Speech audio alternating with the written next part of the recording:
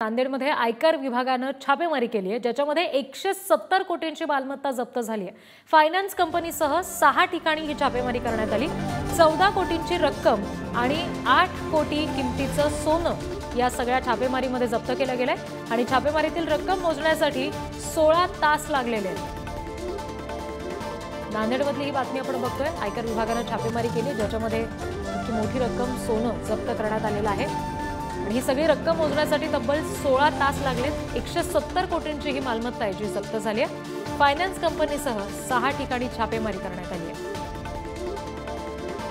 14 कोटींची रक्कम आणि 8 कोटी रुपये किमतीचं सोनं याच्यामध्ये जप्त करण्यात आलेलं आहे। नांदेडमध्ये आयकर विभागाने ही छापेमारी केली आणि 170 कोटींची मालमत्ता जप्त केली आहे आणि ही सगळी जी रक्कम याच्यामध्ये जप्त करण्यात आलेली आहे आयकर विभागाकडून ती मोजण्यासाठी तब्बल 16 तास लागले अशी माहिती समजते।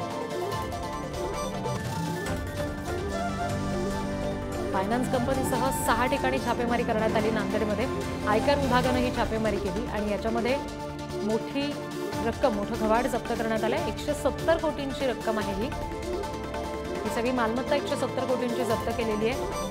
याच्यामध्ये 14 कोटी रुपये रक्कम आणि 8 कोटी रुपये किमतीचं सोनं असा समावेश आहे। प्रतिनिधी अजिंक्य ओंगडे सध्या आपल्याशी जोडले गेले, त्या संदर्भात बोलूया। अजिंक्य, काय नेमकं हे सगळं प्रकरण होतं आणि ही जी छापेमारी करण्यात आली त्याच्यामध्ये कोण नेमकं दोषी आढळलंय? नक्कीच यामिनी, खरं तर यापूर्वी देखील नांदेडमध्ये अशा घटना घडलेल्या आहेत। यापूर्वी देखील अनेक बड्या व्यापाऱ्यांनी टॅक्स चुकवत असे प्रकरण केल्यामुळे अनेक कारवाया आयकर विभागाच्या यापूर्वी देखील झालेल्या आहेत। 2 दिवसापूर्वी शहरातील शिवाजीनगर भागामध्ये अलिबाग टावर तसेच शिवाजीनगर मागच्या परिसरामध्ये भंडारी यांच्या आदिनाथ फायनान्स या कंपनीसह फायनान्स कंपनीसह इतर 6 ठिकाणी जे आहे ते आयकर विभागाने छापेमारी केली होती। या आयकर विभागाला 170 रुपयाचं घबाड आता हाती लागलेलं आहे।